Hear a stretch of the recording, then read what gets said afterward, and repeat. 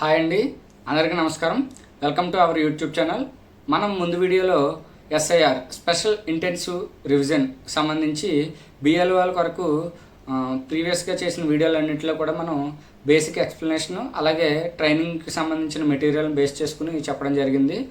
అయితే ఇప్పుడు మనం ఈ వీడియోలో డైరెక్ట్గా ఎన్యూమరేషన్ ఫామ్ అనేది ఏ విధంగా ఉంటుంది, ఏ విధంగా ఫిల్ చేయాలి, ఏమేమి ప్రశ్నలు అడుగుతారు అనేది చూద్దాం. లేట్ చేయకుండా వీడియోలోకి వెళ్ళిపోదాం. సో ఇప్పుడు మనం ఎన్యూమరేషన్ ఫామ్స్ అనేవి స్క్రీన్లో చూపించిన విధంగా ఉంటుందండి, లైవ్ ఎగ్జాంపుల్.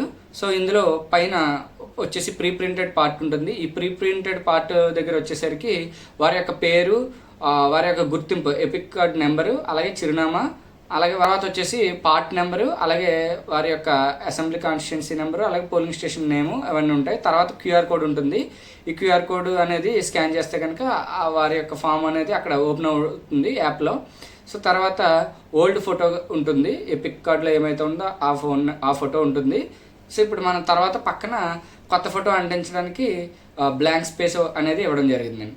తర్వాత వచ్చేసరికి కింద 2 పార్ట్స్ ఉంటుందండి. ఒకటి left side part, right side part. Left side పార్ట్లో వచ్చేసరికి పైన అయితే ఎవరిదైతే ఈ ఫామ్కి సంబంధించిన వ్యక్తులు ఉన్నారో వారికి సంబంధించిన వివరాలు, ఎవరైతే మే 2002కి ముందు అయితే ఉన్నారో ఓటర్స్, వారి యొక్క పాత ఓటర్ వివరాలు ఏదైతే ఉందో 2002 రివిజన్ ఎస్ఐఆర్లో ఉన్న వివరాలు, ఆ వివరాలు ఫిల్ చేయాల్సి ఉంటుంది. రైట్ సైడ్ వచ్చేసరికి మనకి లాస్ట్ వారికి ఎవరికైతే 2002 సమయానికి ఓటు గుర్తింపు కార్డు అనేది లేకుండా ఉంటారో వారికి సంబంధించిన బంధువులు, అంటే తల్లిదండ్రులు కానీ, గ్రాండ్ మదర్, గ్రాండ్ ఫాదర్ కానీ ఉంటే వారికి సంబంధించిన వివరాలు ఇందులో రాయాల్సి ఉంటుందండి. ఇన్ కేస్ ఎడమవైపున వివరాలు రాసిన వాళ్ళు కుడివైపు బాక్స్ ఫిల్ చేయాల్సిన అవసరం లేదు. కుడివైపు బాక్స్ ఫిల్ చేసిన వాళ్ళు ఎడమ చేతి బాక్స్ ఫిల్ చేయని అవసరం లేదు. ఇది సందర్భానుసారం ఎక్కడ ఫిల్ చేయాలి ఏంటనేది మారుతూ ఉంటుంది. అంటే మే 2002కి ముందు సంబంధించిన వాళ్ళు పాత ఓటర్ లిస్టులో ఉన్న వాళ్ళు అయితే ఇక్కడ ఫిల్ చేస్తారండి ఎడమ వైపు. మిగతా వారందరూ కూడా ఇప్పుడు ప్రస్తుతం ఓటర్ లిస్టులో ఉండి 2002 ఓటర్ లిస్టులో లేని వాళ్ళంతా కూడా వారి యొక్క బంధువుల యొక్క వివరాలు, అంటే తల్లిదండ్రులు లేదా తాత ముత్తాతలు ఎవరైతే ఉన్నారో వారు 2002లో ఉన్న వారి ఓటర్ వివరాలు కుడివైపు రాయాల్సి ఉంటుంది. సో ఇదండి. తర్వాత కింద వివరాలు వచ్చేసరికి పైన అయితే ఎవరిదైతే ఈ ఫామ్కి సంబంధించిన వ్యక్తులు ఉన్నారో వారికి సంబంధించిన వివరాలు, పర్సనల్ డీటెయిల్స్ అన్నీ కూడా ఈ కింద పుట్టిన తేదీ కానీ, ఆధార్ నెంబర్ కానీ, ఫోన్ నెంబర్ కానీ, తండ్రి లేదా సంరక్షకుడి పేరు, తండ్రి యొక్క ఎపిక్ కార్డు, తల్లి పేరు, తల్లి యొక్క ఎపిక్ కార్డు, అలాగే జీవిత భాగస్వామి పేరు, అలాగే జీవిత భాగస్వామి యొక్క ఓటర్ గుర్తింపు కార్డు నెంబరు. సో ఇవి ఈ ఎన్యూమరేషన్ ఫామ్లో ఉన్నవి. సో వీరు మాత్రం ఇక్కడ ఫిల్ చేయాల్సి ఉంటుంది. ఇదండి. ఇన్ కేస్ మనకి స్పెషల్ కేసు ఏముంటుందంటే, ఒకవేళ ఇప్పుడు ప్రస్తుతం ఓటు లిస్ట్లో పేరుంది, ఈ ఎన్యూమరేషన్ ఫామ్ కూడా వచ్చింది, వీరికి సంబంధించిన వీరు 2002 టైంకి ఓటర్ కాదు, అంటే లెఫ్ట్ సైడ్ బాక్స్లోకి వీరు ఫిల్ చేయడానికి అర్హులు కాదు. నెక్స్ట్ రైట్ సైడ్ బాక్స్లో ఎవరు ఫిల్ చేయాలి, వీరి యొక్క తల్లి లేదా తండ్రికి సంబంధించిన వివరాలు ఫిల్ చేయాలి. సో 2002 టైంకి వారు కూడా 2002 టైంలో ఓట్లు లేవు. సో 2 బాక్సుల్లో కూడా ఫిల్ చేయడానికి ఉండదు. సో ఈ కేసెస్లో ఏం జరుగుతుందంటే, ఈ సంబంధిత ఓటర్లు ఎవరైతే ఉన్నారో వీరు ఎటువంటి డేటాబేస్తో లేదు కాబట్టి వీరికి ఈఆర్ఓ గారు నోటీస్ అనేది జారీ చేస్తారు.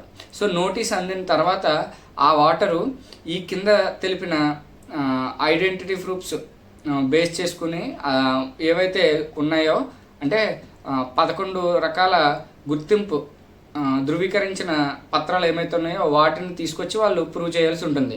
అయితే ఇక్కడ 3 కేసులు ఉంటాయని చెప్పాం కదండి. ఈ 3 కేసుల్లో కూడా 1987కు ముందు, అంటే 1987 7వ నెల 1వ తారీఖు కంటే ముందు జన్మించిన వారి యొక్క ప్రూఫ్ ఇస్తే సరిపోతుంది. ఆ ప్రూఫ్ 11 రకాల ప్రూఫ్లో ఏదో ఒకటి ఇస్తే సరిపోతుంది.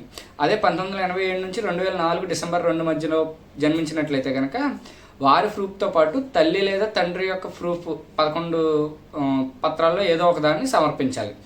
అదే 2004 డిసెంబర్ 2 తర్వాత జన్మించిన వారు అయ్యి ఉంటే కనుక వారి యొక్క వివరాలతో పాటుగా తండ్రిది ఇవ్వాలి, తల్లిది కూడా సబ్మిట్ చేయాలి.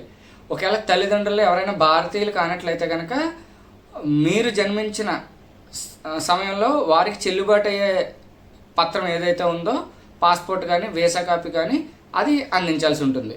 నెక్స్ట్ తర్వాత భారతదేశం వెలుపల జన్మించినట్లయితే అంటే విదేశాల్లో ఉన్న భారతీయ మిషన్ జారీ చేసిన జనన నమోదు పత్రం ఉంటుంది, అది సబ్మిట్ చేయాలి. నెక్స్ట్ రిజిస్ట్రేషన్ లేదా సహజీకృతం ద్వారా, అంటే రిజిస్ట్రేషన్ ద్వారా కొంతమంది ఇండియన్ సిటిజన్షిప్ పొందుతారు, పౌరసత్వాన్ని. సో దాన్ని సబ్మిట్ చేయాలి. సో ఇది 2004 తర్వాత జన్మించిన వాళ్ళలో కానీ ముందు కానీ ఈ కేసెస్ని బట్టి వాళ్ళు సబ్మిట్ చేయాల్సి ఉంటుందండి. ఇది ఎన్యూమరేషన్ ఫామ్కి సంబంధించిన కంప్లీట్ వివరాలండి. సో నెక్స్ట్ వీడియోలో మనం ఏ విధంగా డిస్ట్రిబ్యూషన్ అనేది ఫామ్ డిస్ట్రిబ్యూట్ చేసినప్పుడు యాప్లో ఏ విధంగా చేయాలి, యాప్లో ఏ విధంగా రిసీవ్ చేసుకున్న ఫామ్ని సబ్మిట్ చేయాలి అనేది చూద్దామండి. థ్యాంక్ యూ అండి అందరికీ. Thank you so much.